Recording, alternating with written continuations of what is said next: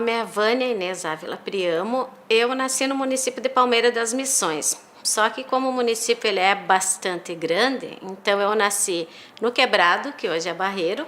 Depois fui morar no município de Sagrada Família e com 8 anos fui morar em São José das Missões, né? Hoje são municípios diferentes, na época todos eles faziam parte de Palmeira das Missões. Sabe que a minha vontade de ser irmã, de ser freira, minha mãe diz que ela vem desde pequena. Minha mãe disse que eu tinha lá uns 3, 4 anos, eu colocava um paninho na cabeça e ficava ajoelhadinha num cantinho, fazendo de conta que estava rezando. E aos 14 anos de idade, então, eu acabei indo para Caxias do Sul, né, no convento, fiquei lá por 3 anos. E a mãe e o pai nunca interferiram, né? Eles nunca disseram nem vai, nem também, né, que eu não poderia ir.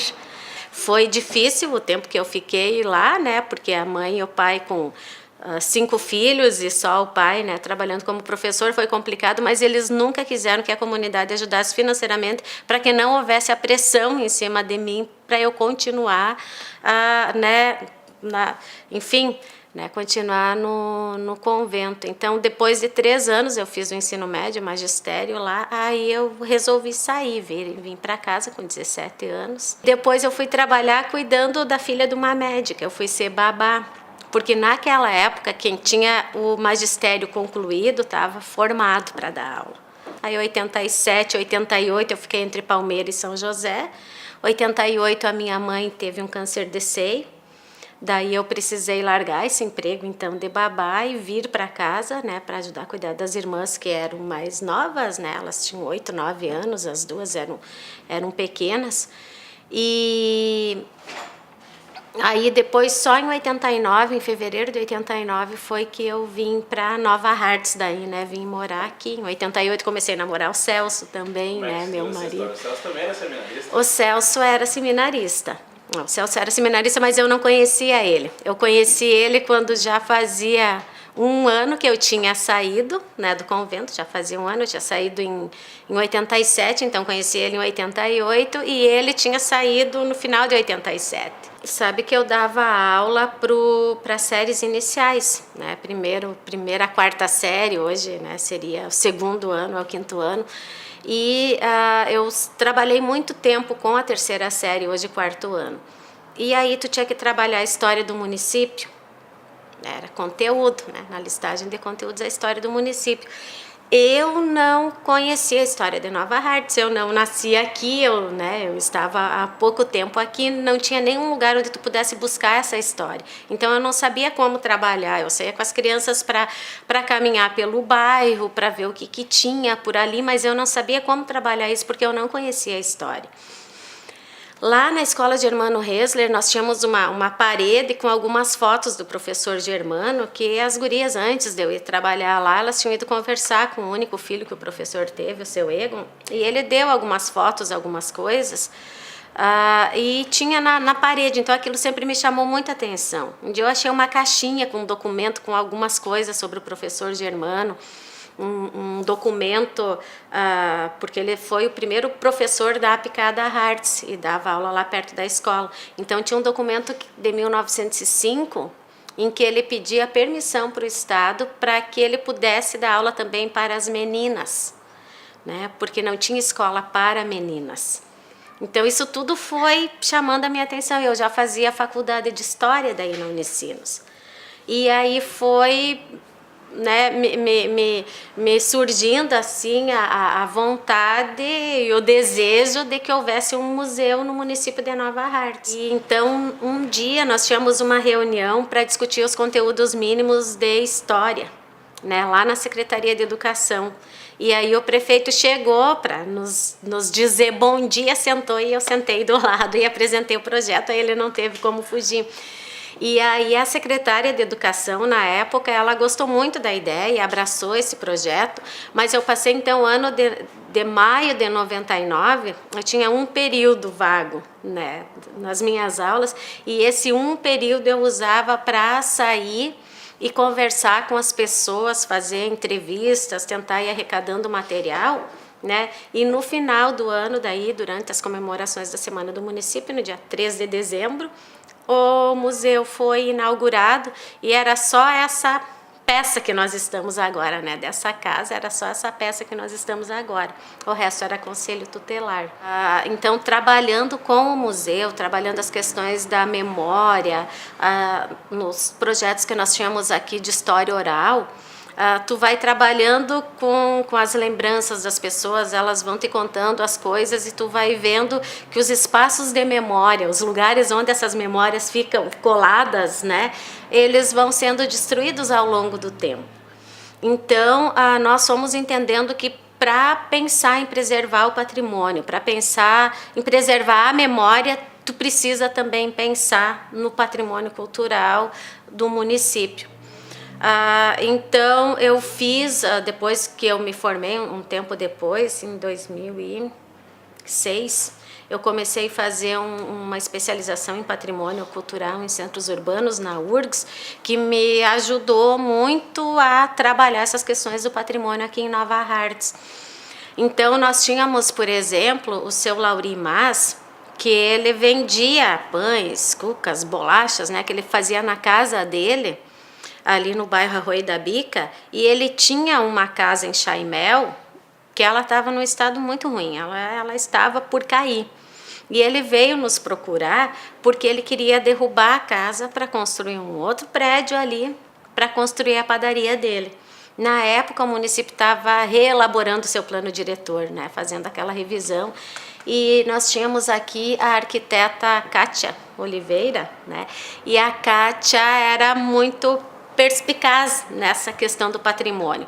Então, nós fomos conversando com eles, acho que foi quase um ano, conversando com o Lauri, para fazer ele entender que se ele preservasse a casa, além de ele estar preservando a memória, para os negócios dele também seria interessante, porque se ele derrubasse aquela casa em Chaimel, centenária, e construísse um prédio comum, como qualquer outro, ele teria como clientela o pessoal ali do bairro. Mas se ele mantivesse a casa, né, a casa em Chaimel, a casa histórica, ele podia ter, além das pessoas ali do bairro, da comunidade dele, ele poderia ter como clientes outras pessoas que viessem para olhar a casa. Então, nós tivemos nossa primeira casa restaurada no município e que hoje é tombada. Nós conseguimos, no final do ano passado, tombar essa casa. Eu participei e fiquei sabendo que existia o encontro dos municípios originários de Santo Antônio da Patrulha, o Raízes, né, que a cada ano acontece num município diferente, e isso resultou num livro de 2 volumes, de mais de 1.200 páginas, então foi muito além do que aquilo que a gente esperava, e ali tem estudos acadêmicos, ali tem palestras de professores da Unicinos, da Fevale, né, estudos mais aprofundados, mais teóricos, mas tem o neto contando a história do seu avô, tem as escolas, os professores contando a história das suas escolas, as pessoas contando histórias das suas entidades, da sua rua, do seu bairro, contando a sua própria história, suas próprias lembranças. Então foi um momento muito lindo, assim, muito emocionante, né, que até hoje eu me emociono lembrando dessa atividade. No ano seguinte nós fizemos então o lançamento do livro, né, que é um dos poucos livros que nós temos publicados com a história de Nova Hartz. Ainda a gente está muito carente de publicações sobre a história de Nova Hartz. E o Raízes então proporcionou isso. O Raízes foi em setembro, e em outubro a gente conseguiu aprovar a lei de tombamento do município, e em dezembro a gente já teve o primeiro grande acontecimento com relação à destruição do patrimônio histórico, porque daí nós já tínhamos a lei, nós já tínhamos o conselho, e uma casa inventariada foi destruída, né, foi derrubada no dia 27 de dezembro, né? Nesse período entre Natal e Ano Novo, que é um período de férias, às 7 da manhã, com retroescavadeira. Então, as pessoas que destruíram essa casa sabiam que não podiam, né? E mesmo assim o fizeram. Então, a gente fez um movimento ali, eu acabei ficando um dia inteiro na delegacia de polícia, porque deu prisão em flagrante até hoje, né? a gente acaba criando assim, algumas inimizades, né, em relação a essa questão. O patrimônio cultural edificado que tem aqui no município de Nova Hartz, o patrimônio material e o patrimônio imaterial, né? Quando tu pensa nas tradições culturais, pensa na música, na dança, na alimentação, nos corais, esse patrimônio edificado muito representado pelas atafonas, pelos moinhos, pelas casas em Chaimel, igrejas, cemitérios, isso tudo a partir de 2005 nós começamos a trabalhar de uma forma mais intensa, né, com essas questões, e aí a gente percebeu que para te preservar o patrimônio cultural, tu precisava de algumas ações. Tu precisa ter legislação de preservação, tu precisa ter a educação patrimonial para que a comunidade possa e aprenda a olhar para esses espaços, mas precisa ter dinheiro. Sem dinheiro tu não preserva o patrimônio. Então nós pensamos numa proposta de turismo cultural para que o turismo cultural fosse usado como um meio de preservar o patrimônio e não como um fim, né? Toda essa procura, toda essa construção, momentos de sentar e chorar e dizer eu não quero mais, né? Às vezes eu brinco, eu digo por que eu fui fazer história e lidar com patrimônio, né? Tu lida só com dificuldades, né? Mas aí tu olha para trás, tu vê que não são só dificuldades, que tem muitas conquistas, que tem muita alegria, que quando tu consegue fazer, por exemplo, uma pessoa entrar aqui no museu e olhar uma exposição e chorar porque sentiu o cheirinho da casa da avó, porque lembrou dos seus pais, isso vale a pena, né? Quando tu consegue fazer com que as pessoas, mais importante do que o olhar de fora para a cidade, é o olhar da cidade para a cidade. E a cidade conseguir olhar para si. Às vezes as pessoas vêm aqui no museu e contam, nós tínhamos isso, nós tínhamos aquilo, mas a gente derrubou, a gente, né, se desfez. Se fosse hoje, nós não faríamos isso, porque naquela época não se discutia isso, não se pensava isso, né? Então eu vejo o museu como esse espaço de fomento das discussões. E a minha história de vida, né, tá completamente ligado com essa minha história aqui em Nova Hartz. Eu não consigo separar. Eu acho que valeu a pena toda essa trajetória, toda essa correria.